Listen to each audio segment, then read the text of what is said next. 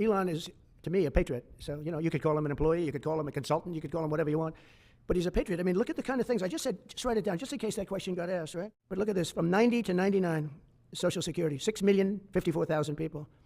Well, that's okay, maybe that's possible. 90 to 99, maybe it's possible. It's a lot of people, though, with that. But people that live to 100 to 109, 4,734,000. Wow, that's a lot. Over 120, from 120 years old, people that are 120 years old up to 129, 3,472,000 people. Wow. But now we're going really in. People from 130 years old to 139 year old, 3,936,000. People from 140 years old to 149 years old, 3,542,000. 140 years old. People from 150 years old to 159 years old, 1,345,000. People from 160 years old to 169 years, 121,000. So 160-year-old people. 170 to 179,000, 6,087.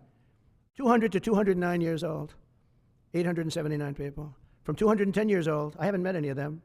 President Donald Trump recently addressed the public, raising serious concerns about Social Security irregularities and massive government spending on foreign initiatives. His statements have sparked widespread debate over potential fraud, waste, and the prioritization of taxpayer dollars. According to Trump, newly uncovered government records suggest that millions of people over the age of 100 are still receiving Social Security benefits, an implausible statistic that raises serious questions about accountability. Here's a breakdown of some of the staggering claims. Yeah, Elon is, to me, a patriot. So, you could call him an employee, you could call him a consultant, you could call him whatever you want. But he's a patriot. I mean, look at the kind of things. I just said, just write it down, just in case that question got asked, right? And which I'm surprised it took so long, actually. But you know what? Ukraine's a bigger deal because people are dying by the thousands a week, thousands. But look at this, from 90 to 99, Social Security, 6,054,000 people. Well, that's okay, maybe that's possible. 90 to 99, maybe it's possible. It's a lot of people, though, with that. But people that live to 100 to 109, 4,734,000. Wow, that's a lot. That means over 100 years old. They're 4 million people? I don't know too many. I know people that are doing great in their 90s, but not too many people over 100. But over 120, from 120 years old, people that are 120 years old up to 129, 3,472,000 people. Wow. That can't possibly be because the record is like, I think it's one person, a woman, lived to 127, but they have 3,472. Okay, but now we're going really in. People from 130 years old to 139 year old, 3,936,000. Wow. I wonder if people are getting paid with all this. I mean, are these checks? And that's what we're checking right now. People from 140 years old to 149 years old, 3,542,000, 140 years old and beyond. Now we're really going because we're looking to break the record by 25 years. People from 150 years old to 159 years old, 1,345,000. These are by the way, these are in the computer files. This is what they do well. Wait a minute. People from 160 years old to 169 years, 121,000. So 160-year-old people. 170 to 179,000, 6,087.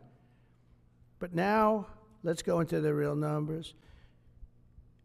From 200 to 209 years old, 879 people. From 210 years old, I haven't met any of them. And if I did, I would bless them. I would worship the ground they walk on. 210 to 219 years, 866. From 220 years old to 229 years old, 1,039. And then you have two people. From 240 years old to 249 years old, one person. And there's one person that's 360 years old. That's just that. And then, over 4 million individuals reportedly aged between 100 and 109. More than 3 million listed between 120 and 129. nearly 4 million aged 130 to 139, and shockingly, 879 people supposedly over the age of 200. The president questioned the legitimacy of these figures, calling for immediate investigations into potential fraud or mismanagement. He argued that if these erroneous payments were removed, Social Security would be far more financially stable. But the concerns don't stop there. Trump also pointed to what he called reckless government spending overseas, highlighting massive financial aid packages that have left many Americans wondering why these funds aren't being used to address domestic challenges. Then, where's the money being spent, right? Let's go into that for just a second. $520 million for a consultant on the environment. It's called Environmental, Social, and Governance. Investments in Africa and mobilize private sector resources, $520 million. Somebody got $520 million for an environmental, sounds like an environmental study. I've always been one that paid a lot of money for my environmental studies, but I paid like $50,000, not $520 million. $520 million for ESG. $25 million to promote biodiversity, conservation, and promote licit livelihoods by developing socially responsible behavior in the country of Colombia. Well, it's nice, $25 million to go into Colombia for something that nobody ever heard of. $40 million to improve the social and economic inclusion of sedentary migrants. $40 million. $42 million for Johns Hopkins, great place, to research and drive social and behavior change in Uganda. $42 million. What about us? What about social change in our country? $70 million for a center at Purdue to research university-sourced, evidence-based solutions to developmental challenges. I mean, these are massive numbers on things that nobody ever heard about. $10 million for Mozambique voluntary medical male circumcisions. $10 million for circumcisions in another country. $9.7 million for UC Berkeley to develop a cohort of Cambodian youth with enterprise-driven skills. In other words, let's teach them something about enterprise. What about our people? Can't we teach them about enterprise? $2.3 million for strengthening independent voices in Cambodia. $32 million to the Prague Civil Society Center, which is a very liberal group of people. Wonder how much of that money came back to the people that approved it.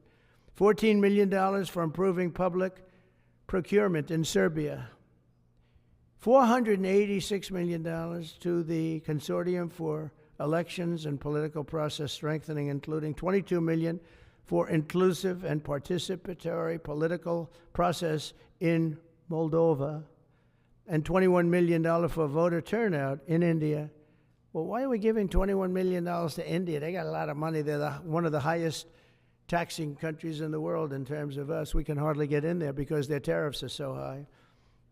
I have a lot of respect for India. I have a lot of respect for the Prime Minister. He just left, as you know, 2 days ago. But we're giving $21 million for voter turnout. It's voter turnout in India. What about like voter turnout here? Oh, we've done that, I guess. We did $500 million, didn't we? It's called the lockboxes. $20 million for fiscal federalism in Nepal. Listen to these numbers. This is all fraud. $19 million for biodiversity conservation in Nepal. $1.5 million for voter confidence. We want to give them confidence in Liberia. $14 million for social cohesion in Mali. $2.5 million for inclusive democracies in South Africa.